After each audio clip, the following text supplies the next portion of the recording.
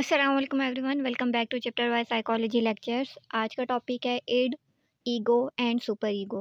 End player principle पे base करती है, सुपर ईगो मॉरल प्रिंसिपल पे बेस करती है, जबकि ईगो जो है वो रियलिटी प्रिंसिपल्स पे बेस करती है। फॉर एग्जांपल, इड जो है ना, हमारी जैसी कोई डिमांड आती है ना, तो वो कहती है कि फ़ौरन से पूरी होनी चाहिए। For example, I want chocolate.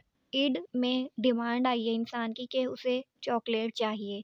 अब सुपर ईगो उसको क्या गाइड करेगा कि आप डाइट पे हो, आप चॉकलेट नहीं खा सकते, ठीक है?